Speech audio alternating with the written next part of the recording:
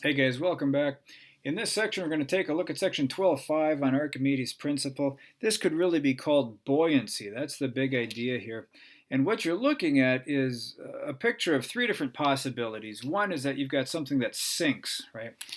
Denser objects sink in less dense objects. We're all familiar with that.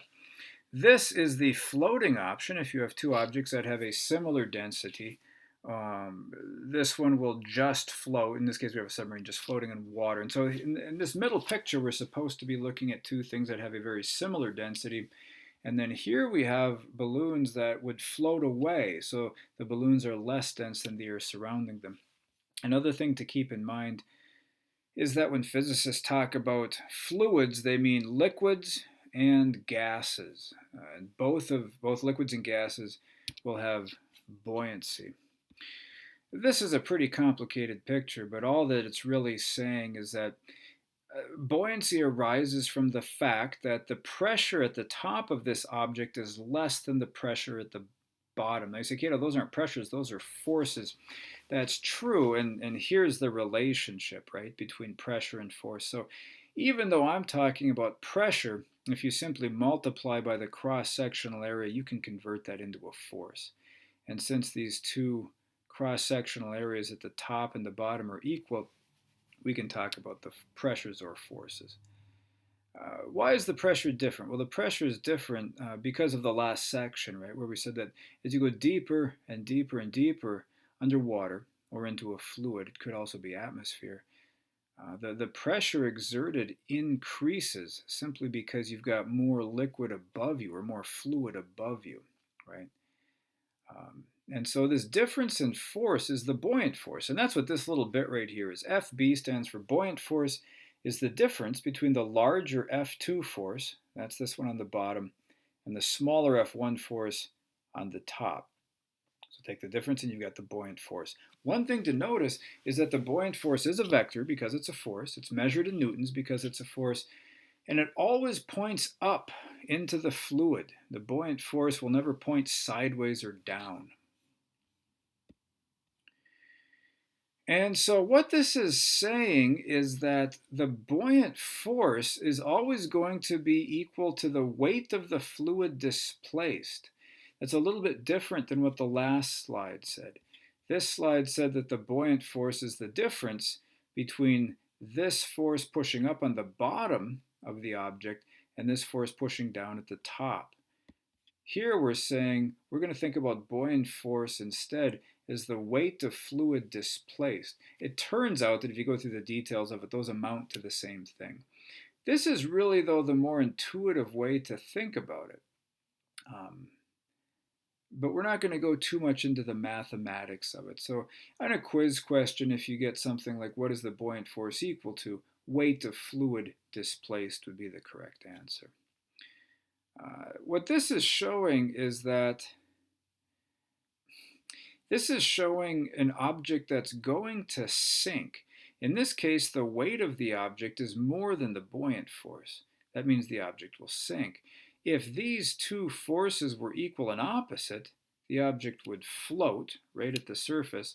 And if this buoyant force were greater than the weight of the object, it would be like pushing an inflated beach ball underwater. When you let go of it, the beach ball comes shooting out of the water.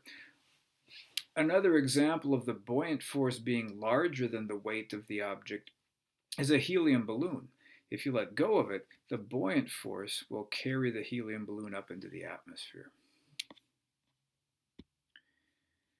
Here's how you would actually go about measuring how buoyant an object is.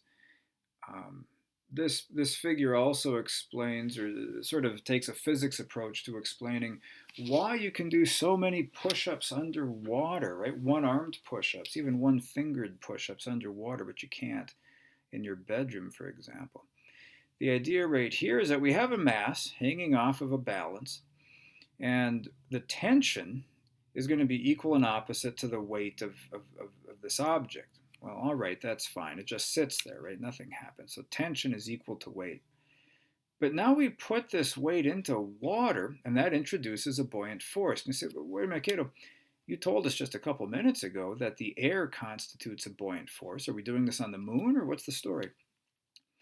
What it is that the buoyant force that you and I get, or that really almost any object gets, because it's displacing air, is pretty negligible.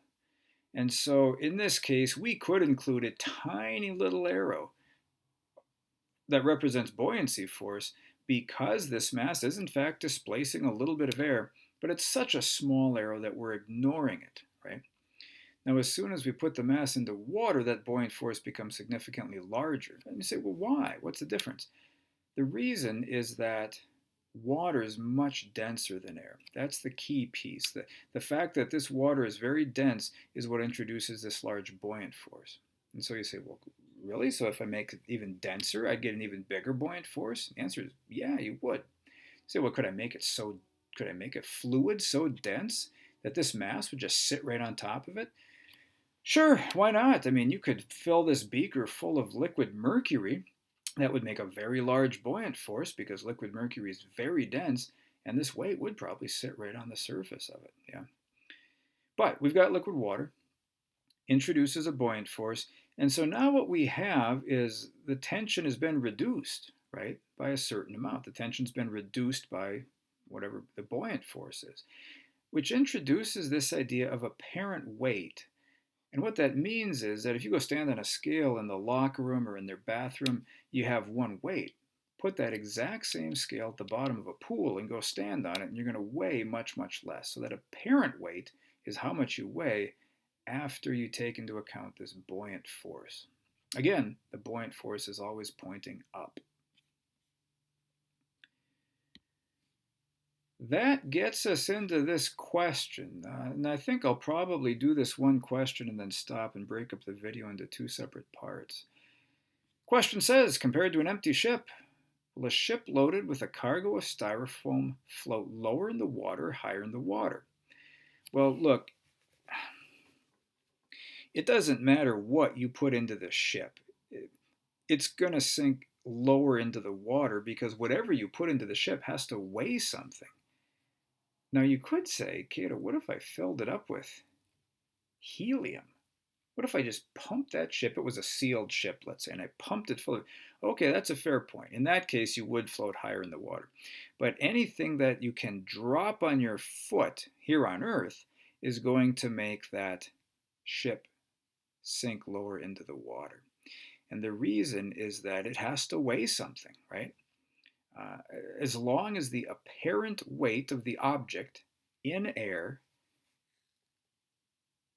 is what would you say, less than positive, right? As long as it has a weight in air, the ship is going to sink lower in the water. You say, yeah, but styrofoam floats. It does, but it still weighs something. The styrofoam still has to displace a little bit of water to float. And so filling the ship up with anything at all that you could drop on your foot is going to make it sink lower in the water.